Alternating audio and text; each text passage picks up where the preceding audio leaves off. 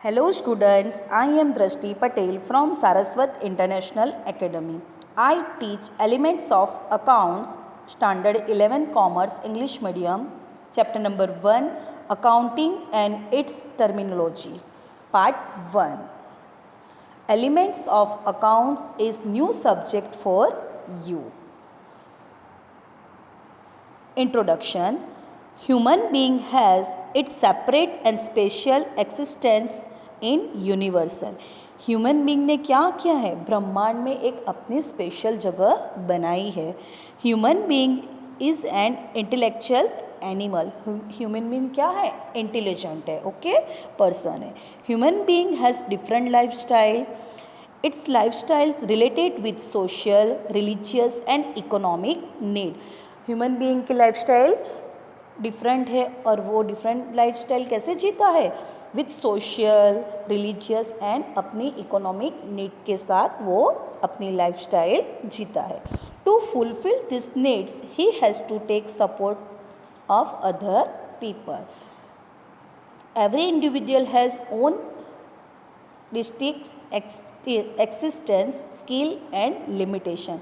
Every human being के पास खुद की अपनी एक स्किल होती है, वैसे कुछ उसकी लिमिटेशन भी होती है. Okay, every individual exchange his skill with other individuals in society. Human being क्या करता है, सोसाइटी में अपनी स्किल एक्सचेंज करता है. ओके, फॉर एग्जांपल आप दो फ्रेंड हो, आपको एग्जाम्पल 1 आता है और आपके फ्रेंड को एग्जाम्पल 2 आता है. वैसे आपको 1 आता है तो आपको 2 नहीं आता है, तो आप क्या करोगे, अपने फ्रेंड के पास सीखोगे. वैसे आप अपने फ्रेंड को एग्जाम्पल 1 सिखाओगे. तो यहाँ क्या हुआ, दोनों ने अपनी स्किल एक्सचेंज की और दोनों ने अपनी नीड फुलफिल की. ओके, वैसे ही सोसाइटी में हम करते हैं. Every individual gives benefit of their personal skills to other and take benefit of other skill due to his own limitation. In this fashion, an individual meets his own needs. In previous year, better system was prevailing in economy due to the absence of money as a medium of exchange. पहले के ज़माने में क्या नहीं था, money नहीं था, तो क्या करते, कौन सी सिस्टम चलती थी, बेटर सिस्टम. उसमें क्या होता था कि प्रोडक्ट टू प्रोडक्ट एक्सचेंज करते थे.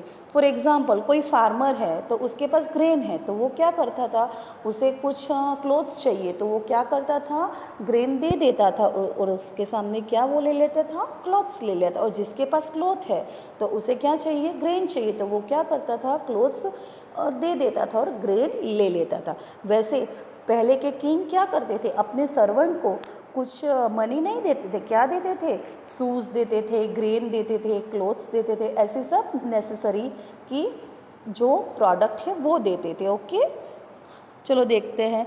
इन this system product was exchange against product और product were exchange against service. A farmer has grain and he is need to clothes. चलो, फार्मर के पास ग्रेन है और उसे क्या चाहिए, क्लोथ्स चाहिए. And who has clothes is need to grain. और जिसके पास क्लोथ है उसे क्या चाहिए, ग्रेन चाहिए. In this case both parties use to fulfil their needs by exchange of product. इसमें क्या हुआ, दोनों पार्टीज ने अपनी जो नीड फुलफिल करने के लिए क्या किया, एक्सचेंज ऑफ प्रोडक्ट कर दी. Okay, in this better system product or service was used in exchange to purchase another product or service. Better system has practical limitation. चलो, better system में क्या थी, limitation थी. Due to limitation of better system, a need was emerged for such medium of exchange which would be acceptable to all. In present time is used a medium of exchange is money. अभी हम क्या करते हैं, medium of exchange के दौर में क्या use करते हैं, money. In present time coin, currency, note, now even plastic currency is used in the form of money. Money में हम क्या यूज़ करते हैं, कॉइन एंड करेंसी यूज़ करते हैं.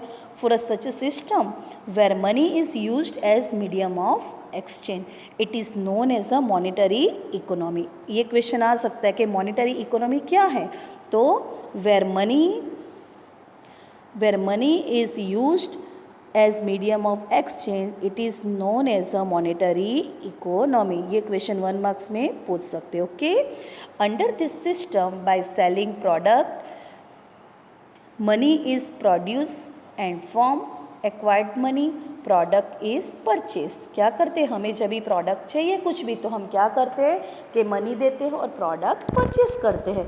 Thus it can be said that product purchase money and money purchase product. तो इससे कह सकते हैं कि हम क्या करते हैं, मनी हो तो हम प्रोडक्ट परचेज कर सकते हैं और प्रोडक्ट परचेज मनी, माने प्रोडक्ट हमें परचेज करता है, मनी परचेज करते हैं. ओके, ऐसा कुछ कह सकते हैं. Okay, so in present time human being use money to fulfill his own needs. Generally this medium of money is acceptable all the parties. ये जो मीडियम ऑफ मनी है वो सारे पार्टी को एक्सेप्टेबल है.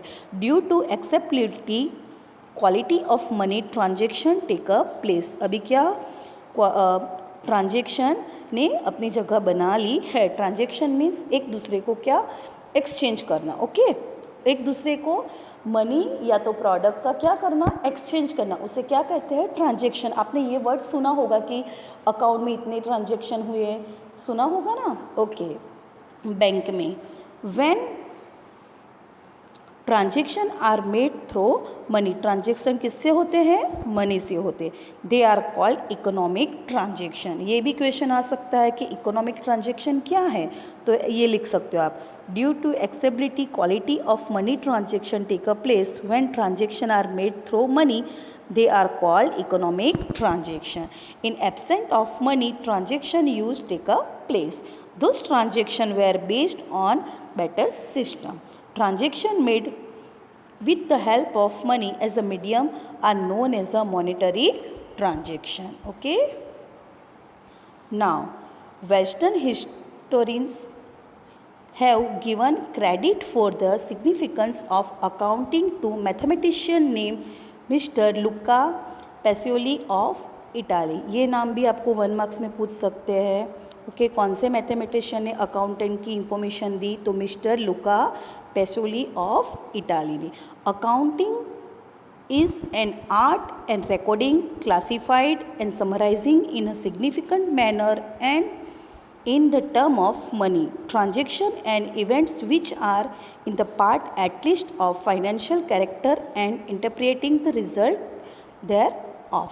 चलो, अकाउंटिंग क्या है, अकाउंटिंग एक आर्ट है जिसे क्या करनी है, रिकॉर्ड करनी है, बाद में क्लासीफाई माने अलग करना है, समराइज करना है और सिग्निफिकेंट मैनर में करना है. ओके, तो accounting is the most important things. यहाँ आपको ये जो स्टार करके मैंने पॉइंट दिए हैं वो अपनी नोटबुक में मेंशन करने हैं. ओके, वापस, accounting is an art of recording, classifying and summarising in significant manner and the term of money. जो भी ट्रांजेक्शन होता है उसे मनी के साथ हमें रिलेटेड करके वो ट्रांजेक्शन को क्या करना है, रिकॉर्ड करना है, क्लासीफाइंग करना है एंड समराइजिंग करके हमें वो दिखाना है. Okay, transaction and events which are in part at least of financial character and interpreting result thereof. चलो, एक आपको एग्जांपल देती हूँ.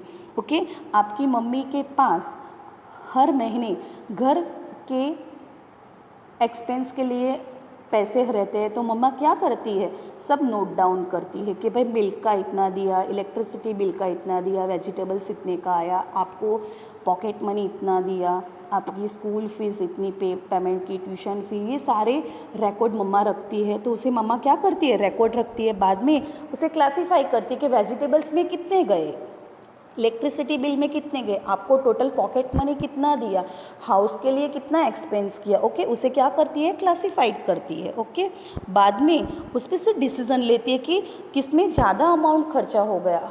कई बार ऐसा होता है ना कि हमारा एक्सपेंस बढ़ जाता है, हमारी इनकम कम है और उसके सामने एक्सपेंस बढ़ जाता है, तो उस पर से डिसीज़न लेंगे कि हमें एक्सपेंस कम करना चाहिए. ओके, और सेविंग ज़्यादा करनी चाहिए. तो वैसे डिसीज़न हम किस पे से ले सकते हैं, अकाउंटिंग से.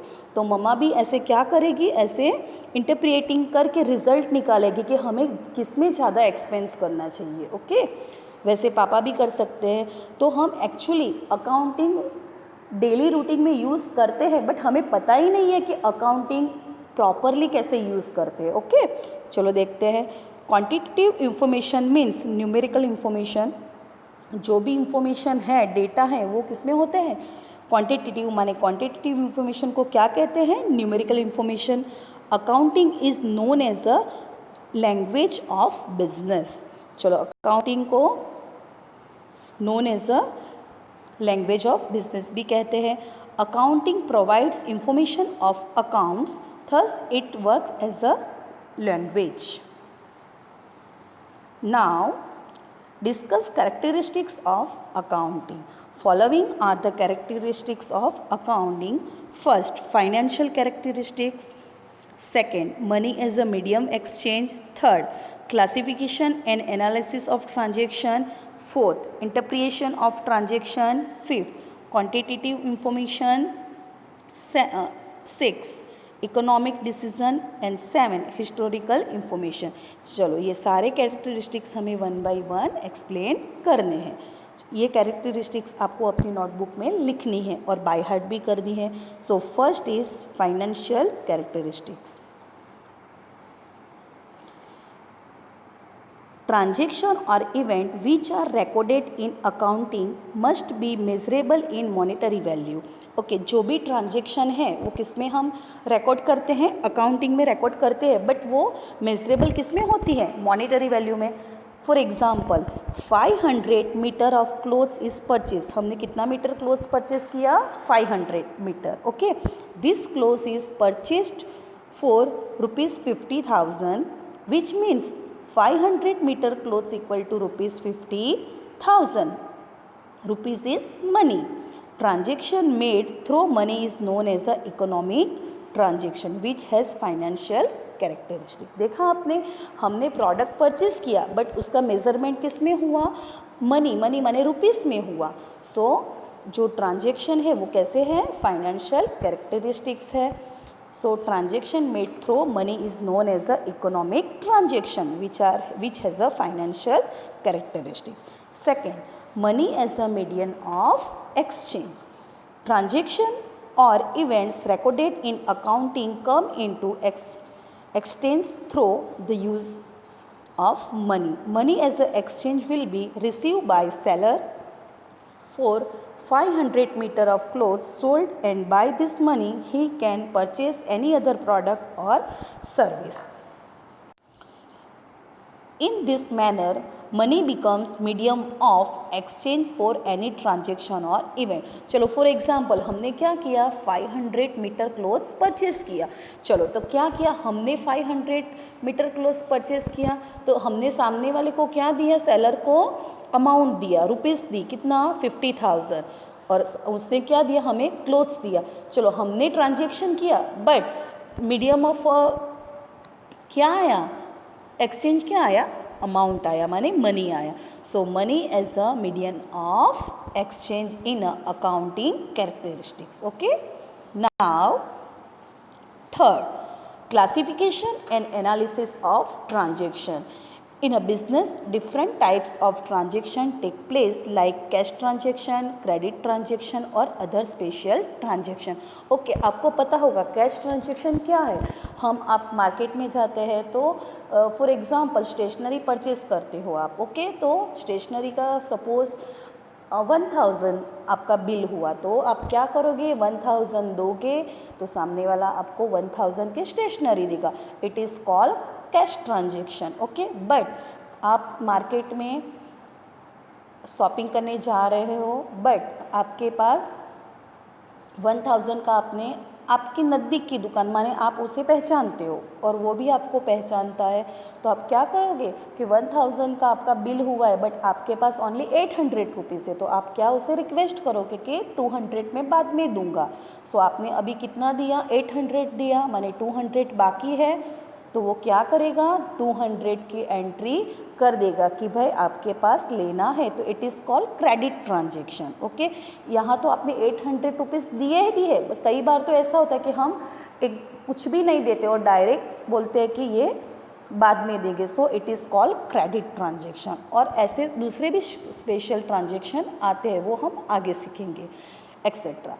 These transactions are classified and analyzed on basis of their nature, which is derived from debit credit rules of accounting. Okay, cash transaction, credit transaction, ये दोनों ट्रांजेक्शन और दूसरे अदर ट्रांजेक्शन को हमें क्या करना है, क्लासीफाई, अलग अलग लिखना है और डेबिट एंड क्रेडिट रूल के हिसाब से उसे डिराइव करना है.